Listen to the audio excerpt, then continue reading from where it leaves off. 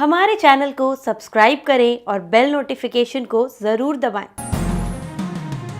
ज्योतिष रतन लाइव के इस कार्यक्रम में हमारे सभी दर्शकों का बहुत बहुत हार्दिक स्वागत और अभिनंदन। साथियों, ये जो आज हम चर्चा कर रहे हैं, भिन्न भिन्न जो लगन की कुंडलियां हैं, उनमें बनने वाले राजयोग, किस प्रकार जब राजयोगों का निर्माण होता है तो जीवन में व्यक्ति को उसका किस प्रकार लाभ प्राप्त होता है, इसकी चर्चा चल रही है। और हमने आरंभ में ही कहा था, काफ़ी पहले कहा था कि ये जो राजयोग को लेकर के चर्चाएं हैं, हम पूरे मेष से लेकर के और मीन लगन तक सभी को अलग अलग वीडियो बना करके आप तक पहुंचाएंगे और इसकी पूरी जानकारी आपको देंगे। तो आज जो हम चर्चा कर रहे हैं, ये कुंभ लगन के जो जातक हैं उनकी कुंडली को लेकर के चर्चा हो रही है। और कुंभ लगन में बनने वाले जो राजयोग हैं, किन ग्रहों के कारण बनते हैं, कैसे बनते हैं, उसकी चर्चा आपसे करेंगे और पूरे विस्तार से करेंगे। लेकिन हमारा आपसे भी यहाँ पर ये अनुरोध है कि जो भी दर्शक इस समय हमारे इस प्रोग्राम को देख रहे हैं, वह भी अपनी कुंडली यानी कि जन्म पत्रिका, हॉरोस्कोप अगर उनके पास है अवेलेबल, तो वो उसको खोल के बैठें। कारण ये है कि हम जो ये बोर्ड आप देख पा रहे हैं, इस पर हम सारी चीज़ें बताएंगे और समझाएंगे कि कुंभ लगन कैसे समझा जाता, कैसे उसको कहा जाता है कि कुंभ लगन क्यों है, साथ में जो ग्रहों के द्वारा राजयोग, ये सारी स्थिति इस बोर्ड के माध्यम से आपको बताएंगे और समझाएंगे भी। तो हो सकता है कि जो कुंभ लगन के जो जातक हैं, उनके विषय में जो चीज़ें हम अभी जानकारी देने जा रहे हैं, हो सकता है कि आपकी कुंडली में भी वही ही जानकारी मौजूद हो। तो उससे क्या होगा कि आपको समझने में बहुत आसानी होगा। ये सारी बातें आपको बहुत आसानी से समझ में आ जाएंगी अगर आपकी भी कुंडली कुंभ लगन की ही है। तो देखिए, अब क्योंकि कुंभ लगन की चर्चा चल रही है, तो आपको यह भी बताना चाहते हैं कि कुंभ लगन यानी कुंभ राशि, और जितनी भी राशिफल आप देखते हैं अपने 12 राशियों का, तो प्रत्येक राशि के सामने उसका एक चिन्ह लिखा होता है, चिन्ह बना होता है। और कुंभ राशि का जो चिन्ह है वो घड़ा है, एक्वेरियस बोलते हैं अंग्रेजी में। तो इसका जो चिन्ह है वो घड़ा है, कुंभ लगन का, कुंभ राशि का। और इस क्योंकि कुंभ राशि है और कुंभ राशि के जो स्वामी होते हैं, लॉर्ड ज्योतिष में, वो शनि देव होते हैं। और शनि कुंभ राशि के स्वामी होते हैं, तो कुंभ लगन की जो कुंडली के भी स्वामी शनि देव ही हुए।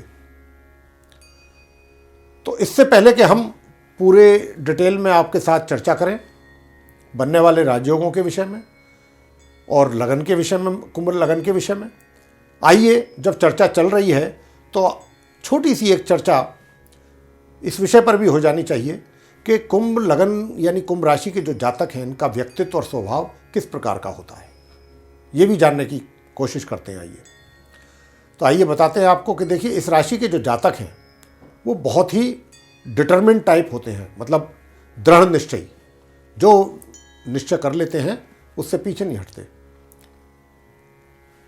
और जो भी कार्य ये अपने जीवन में करते हैं, कोई बड़ा कार्य, तो बहुत सोच विचार करने के बाद ही करते हैं, उस पर पूरा स्टडी करेंगे, तभी उसके बाद कोई निर्णय लेंगे। और इस राशि के जो जातकों का रंग है अधिकतर सांवला या काला होता है, ऐसा पाया गया है। ये बहुत ही चिंतनशील व्यक्ति होते हैं। बहुत जो भी चीज़ होता है, छोटा सब्जेक्ट हो, बड़ा सब्जेक्ट हो, हर विषय पर ये बहुत चिंतन करते हैं, उसके डिटेल में जाते हैं। और आत्मविश्वास की भी कमी नहीं होती है इनके अंदर, पूरा कॉन्फिडेंस होता है, कॉन्फिडेंट होते हैं ये हर चीज़ को लेकर। ये बहुत परिश्रमी भी देखे गए हैं, बहुत परिश्रमी होते हैं। और अगर ये अपना एक बार टारगेट, मोटो, लक्ष्य निर्धारित कर लेते हैं तो उस पर पूरी तरीके से कार्य करते हैं, पूरे कठिन परिश्रम करते हैं और उसको हासिल करने के बाद ही ये सेटिस्फाई होते हैं। ये इनका स्वभाव है। इनको थोड़ा एकाकी जीवन पसंद होता है। इनका कभी कभी व्यवहार जो है देखा गया है कि ऐसा कि कठोर हो जाता है, हमेशा नहीं होता, कभी कभी। अपने जीवन साथी से प्रेम करते हैं काफी, तथा इनका जो दाम्पत्य जीवन है वो भी सुखी रहता है सामान्य तौर पे। तो ये था कुंभ लगन के जो जातक हैं उनका व्यक्तित्व और उनका स्वभाव। बहुत छोटी सी चर्चा उसके विषय में कि भाई जब कुंभ लगन की बात चली रही है तो ऐसे व्यक्तियों के स्वभाव और व्यक्तित्व की भी चर्चा हो जानी चाहिए। ये सोचकर हमने आपको ये चीज़ उनके विषय में बताई थी। तो आइए अब हम चर्चा करते हैं कुंभ लगन के विषय में। तो देखिए साथियों, आप ये बोर्ड पर जो चार्ट बना हुआ है ये अच्छी तरह से देख पा रहे हैं। और ये चार्ट जो बना है इसमें 12 खाने हैं। 12 खाने यानी कि 12 भाव। ज्योतिष में जो जन्म पत्रिका होती है उसमें 12 ही भाव होते हैं, 12 घर होते हैं। और यहाँ पर भी आप 12 घर देख रहे हैं, यानी कि first house, second, third, fourth, fifth, sixth, seventh, eighth, 9th, 10th, 11th and 12th। 12 घर, 12 भाव। ज्योतिष में 12 भाव। और जैसा कि मैंने काउंटिंग यहाँ से शुरू किया था, फर्स्ट, तो ये प्रथम भाव हो गया कुंडली का, फर्स्ट हाउस हो गया। और जो प्रथम भाव होता है ज्योतिष शास्त्र में उसको लगन भाव कहा जाता है, यानी कि ये लगन भाव भी कहा जाता है इसको। अब क्योंकि बात चल रही है कुंभ लगन की विषय में, तो देखिए यहाँ पर अगर हमने 11 लिख दिया, क्योंकि कुंभ राशि जो है वो 11वें नंबर पर आती है, आप जानते हैं। तो अगर हमने इस कुंडली के फर्स्ट हाउस प्रथम भाव यानी कि लगन भाव में 11 यहाँ पर अंकित कर दिया हमने, तो क्या हुआ, ये कुंभ लगन की कुंडली कहलाएगी। उससे ये हुआ क्योंकि यहाँ पर फर्स्ट हाउस में लगन भाव में 11 लिखा हुआ है, तो 11 लिखने के कारण ये कुंडली कुंभ लगन की कहलाएगी। अगर यहाँ पर कुछ और लिखा होता, मान लीजिए 10 लिखा होता तो ये मकर लगन की कहलाती। मान लीजिए 9 लिखा होता तो ये धनु लगन की कुंडली कहलाती। अगर 8 लिखा होता तो ये वृश्चिक लगन की कुंडली कहलाती, क्योंकि ये लगन है और जो राशि यहाँ पर लिखी होगी वही लगन होगा। बड़ा साधारण, बड़ा सिंपल सी बात है। ये चीज़ आपके समझ में आ गई होगी। और हाँ, जो दर्शक हमारे इस समय कुंडली खोल करके बैठे हैं और देख रहे हैं इस कार्यक्रम को, वो उनकी समझ में आ गया होगा। तो दर्शकों, मैं आपसे भी यही कहना चाहता हूँ कि अगर आपके कुंडली में भी यहाँ पर 11 लिखा हुआ है फर्स्ट हाउस में लगन भाव में, तो आपकी कुंडली भी कुंभ लगन की कुंडली है। ये जान लीजिए आप। ये इतनी जानकारी आपको मैं समझता हूँ अच्छी तरह से प्राप्त हो गई होगी। अब क्योंकि यहाँ पर 11 लिखा है तो जो बाकी की और राशियाँ हैं उनका सीक्वेंस वाइज अगर उनको हम इस प्रकार लिखेंगे तो वो बाकी के 11 घरों में फिक्स हो जाएंगी। देखिए जैसे कि अब ये सेकंड हाउस है, यहाँ पर 12 आ गया, क्योंकि यहाँ 11 है तो सीक्वेंस वाइज चलेंगे क्रमानुसार। सेकंड हाउस में 12 आ गया। ये थर्ड हाउस है, यहाँ 1 आ गया, मेष राशि आ गई। ये फोर्थ हाउस, चतुर्थ भाव, यहाँ वृषभ राशि आ गई। ये पंचम भाव, फिफ्थ हाउस हो गया, यहाँ पर मिथुन राशि आ गई 3 नंबर। ये 6th हाउस हो गया, षष्ठ भाव, छठा भाव, यहाँ पर कर्क राशि आ गई 4 नंबर। क्रमानुसार चल रहे हैं ना। और ये 7th हाउस, सप्तम भाव, यहाँ पर सिंह राशि आ गई, 5वें नंबर पे होती है सिंह राशि। ये 8th हाउस, अष्टम भाव, यहाँ कन्या राशि आ गई 6 नंबर पे, 6 नंबर। ये नवम भाव, 9th हाउस, और यहाँ तुला राशि आ गई 7 नंबर। ये दशम भाव, 10th हाउस, और यहाँ वृश्चिक राशि आ गई। ये 11th हाउस हो गया, एकादश भाव कहलाएगा, यहाँ पर आ गई धनु राशि। और अंत में ये द्वादश भाव, 12th हाउस, और यहाँ पर मकर राशि। तो ये बन गई आपकी कुंडली, तैयार हो गई। सारी राशियाँ सारे घरों में, 12 राशियाँ 12 घरों में सेट हो गई। अब क्योंकि यहाँ पर मैंने जैसा कि कहा कि 11 नंबर लिखा हुआ है, यानी कि कुंभ राशि हो गई, तो प्रथम भाव में लिखा हुआ है, फर्स्ट हाउस में है, लगन भाव में है, तो यहाँ पर ये जो कुंडली कहलाएगी पूरी की पूरी कुंभ लगन की कुंडली कहलाएगी साथियों। अब कुंभ के जो स्वामी हैं मैंने आपको कहा शनि होते हैं। अब क्योंकि शनि हो गए इसके स्वामी, तो पूरे हॉरोस्कोप के स्वामी भी शनि ही कहलाएंगे, जिनको हम लग्नेश के नाम से जानते हैं ज्योतिष में। तो यहां पर देख रहे हैं आप लग्नेश लिखा हुआ है शनि। अब इस कुंडली के लग्नेश तो शनि हो गए। लग्नेश का मतलब होता है पूरे कुंडली का लॉर्ड। जैसे कि परिवार में जो घर का मुखिया होता है वही उस घर का लॉर्ड होता है, तो ये इस पूरी कुंडली के मुखिया हो गए शनि। इसको पूरी कुंडली को यही गवर्न करते हैं, शनि करेंगे मकर लगन, क्षमा करें, कुंभ लगन की कुंडली को। और इसके लिए इस कुंभ लगन की कुंडली के लिए जो अपने वो हैं शुभ ग्रह, वो होते हैं शुक्र। शुक्र जो है इसके लिए शुभ ग्रह माने गए। तो जैसा कि हम अभी आपको बता भी रहे थे कि शनि की राशि है ये कुंभ, यहाँ पर लगन भाव में, और शनि उसके लॉर्ड हैं कुंभ के। तो पूरी कुंडली के लॉर्ड जो है शनि हो गए, और शनि को कहा जाएगा लग्नेश, क्योंकि लगन भाव के स्वामी हो गए। जो भी ग्रह लगन भाव का स्वामी होगा उसको लग्नेश बोला जाएगा, और लग्नेश जो है शनि हो गए, ये रहे। और शनि इस पूरी कुंभ लगन की कुंडली को गवर्न करते हैं। तो मित्रों, इसके लिए जो शुभ ग्रह हैं वो शुक्र हैं। इस कुंडली के लिए शुक्र को शुभ ग्रह माना गया है। चंद्रमा इस कुंडली के लिए अकारक हैं, अच्छे नहीं हैं। और इनकी जो दिशा है कुंभ राशि की, कुंभ लगन की, वो पश्चिम दिशा है। ये रही लिखा हुआ है पश्चिम दिशा मानी जाती है कुंभ राशि की। तो अब हमने आपको बता दिया, ये समझा दिया कि ये लगन कैसे पहचाना जाता है। तो ये कुंभ लगन की कुंडली हमने आपके सामने बना करके दिखाई है, आपको पूरी तरह से समझा दिया है। आशा करते हैं आपको आसानी से समझ में सारी चीज़ें अब तक जो बताई गई हैं वो आ गई होंगी। अब हम चर्चा करेंगे आपसे इस लगन की कुंडली में बनने वाले उन राजयोगों के विषय में, जिन ग्रहों के द्वारा वो राजयोग का निर्माण होता है। और यहाँ पर आपको इतनी जानकारी और देना चाहेंगे इसके साथ साथ कि देखिए, हमारे ज्योतिष शास्त्र में राजयोग बहुत हैं, बहुत राजयोग होते हैं। ये जो हम जिन राजयोगों की अभी आपसे चर्चा करेंगे, उनमें से कुछ प्रमुख राजयोग हमने निकाले हैं, जिनके ऊपर हम चर्चा कर रहे हैं आपसे। तो आइए, सबसे पहला राजयोग इस कुंडली में वो कैसे होगा।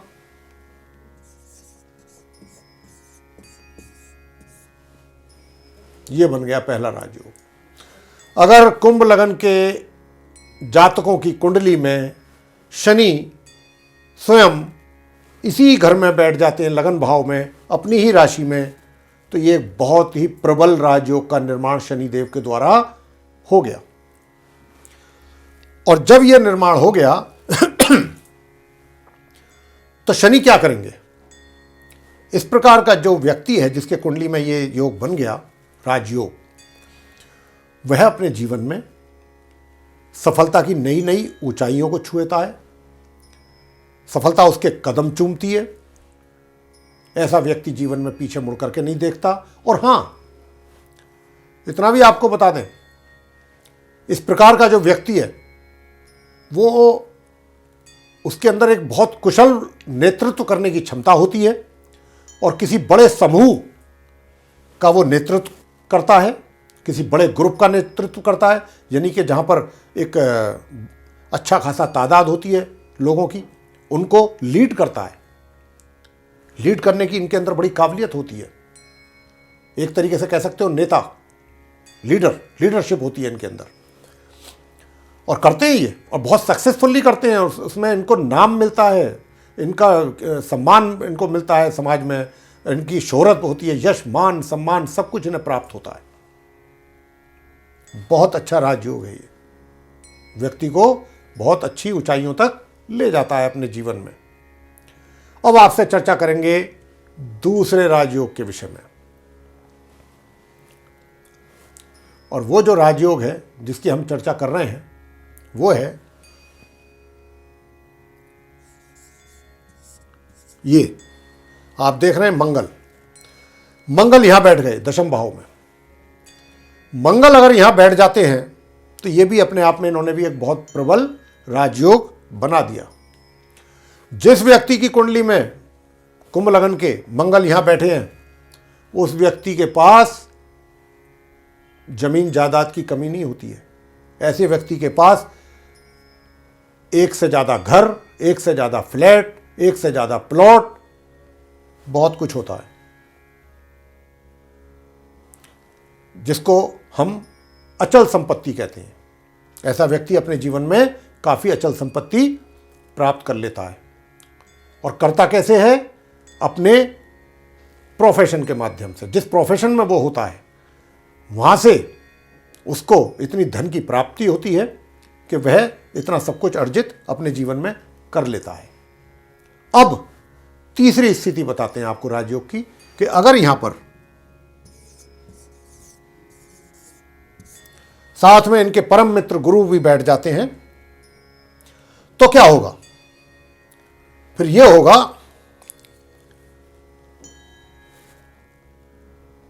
कि इस व्यक्ति के जीवन में धन की कभी कमी नहीं रहेगी, कभी कमी नहीं रहेगी। जिस क्षेत्र में यह होगा, धन का तो शॉर्टेज का तो प्रश्न ही पैदा नहीं होता।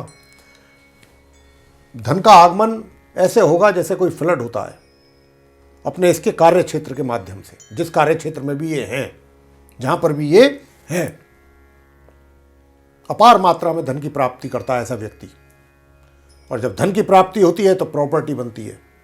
तो ये जो बहुत सुंदर राजयोग है, तीसरी स्थिति जो देख रहे हैं आप कुंभ लगन के जातकों के लिए। अब हम आपको बताते हैं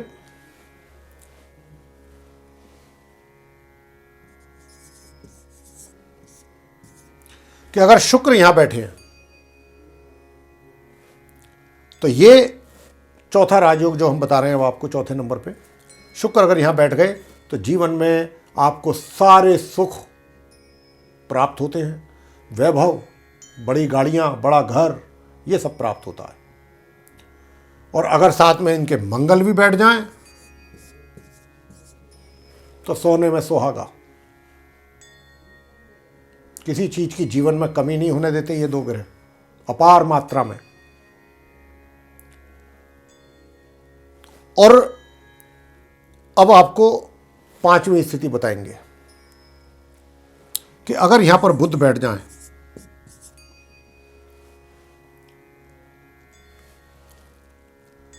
साथ में शुक्र भी बैठ जाएं, तो ऐसा व्यक्ति बहुत बुद्धिशाली होता है। उसकी एजुकेशन के मामले में बहुत आगे जाता है, बहुत हायर एजुकेशन होती है उसकी, उच्च शिक्षा प्राप्त करता है। और बाहर विदेश में भी जाकर के शिक्षा की प्राप्ति करते हैं इस प्रकार के जातक अपने जीवन में।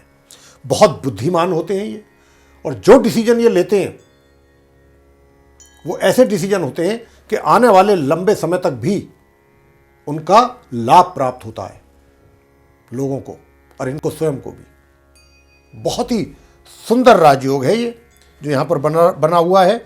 और इसके कारण आपको हम ये भी बता दें कि भाग्य का पूरा पूरा साथ इस प्रकार के व्यक्तियों को मिलता है पूरे जीवन भर।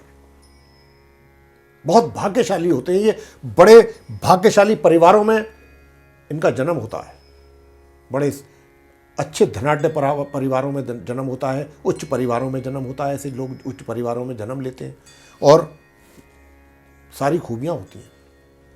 ये बड़ा प्यारा राजयोग है। किसमें? कुंभ लगन की कुंडली में। तो मित्रों, ये जितने भी राजयोग हमने बताए हैं आपको, अगर आपके भी कुंडली में इस प्रकार की ग्रह स्थिति है और राजयोगों का निर्माण हो रहा है, तो आप ये मान के चलिए 100% कि आप इस धरती पर बहुत भाग्यशाली पुरुष हैं जिन्होंने जन्म लिया है। बहुत भाग्यशाली पुरुष हैं आप। लेकिन अब थोड़ा सा इससे अलग हट करके भी आपको कुछ बताना चाहते हैं, वो ये कि ये जो चर्चा हमने करी ये तो सिर्फ राजयोग के विषय में चर्चा की कि इस प्रकार का राजयोग जिन ग्रहों के कारण होता है तो उसके क्या परिणाम व्यक्ति के जीवन में प्राप्त होते हैं। लेकिन वो कब प्राप्त होते हैं शुभ परिणाम, जिस प्रकार की चर्चा अभी हमने की है, वो तब होते हैं प्राप्त जब उस व्यक्ति या उस जातक के जीवन में उन ग्रहों की दशा आती है जिन ग्रहों ने वो राजयोगों का निर्माण उसकी कुंडली में जातक की किया हुआ है। तो बहुत लोग ये सोच रहे होंगे कि साहब गुरुजी कह रहे हैं कि ये है इस प्रकार के राजयोग इन ग्रहों के कारण है, हम भी देख रहे हैं हमारी कुंडली में भी है इस प्रकार, तो लेकिन अभी तक तो कुछ ऐसा देखने में आया नहीं है। इनमें से कोई एक या दो या तीन राजयोग होंगे आपकी कुंडली में भी, हो सकता है, लेकिन आपकी स्थिति नॉर्मल है, अभी तक ऐसा कुछ विशेष जीवन में हासिल नहीं हो पाया। तो उसके पीछे क्या कारण था वो हमने आपको बताया कि वो तब तक प्राप्त नहीं होता है जब तक उन ग्रहों की दशाएं जीवन में आपके नहीं आती हैं। जब उसकी दशा आ जाएगी तो वो आपको सारे शुभ फलों प्राप्ति होगी। लेकिन इसमें भी एक कारण है और थोड़ा सा, कई बार क्या होता है कि दशा भी उन ग्रहों की आ जाती है और जितना फलित हमने बताया शुभ परिणाम वो प्राप्त नहीं हो पाते जीवन में, उनकी प्राप्ति नहीं हो पाती है, बहुत कम मात्रा में होती है या ना के बराबर। तो उसके पीछे क्या कारण है? उसके पीछे कारण ये है कि देखिए जितने ग्रहों के कारण ये राजयोग देख रहे हैं आप बना है, क्योंकि 9 ग्रह होते हैं ज्योतिष शास्त्र के अनुसार, और यहाँ पर जितने ग्रह आप देख रहे हैं यहाँ पर मंगल, ये शनि, शुक्र, मंगल, गुरु, बुध 5 हैं।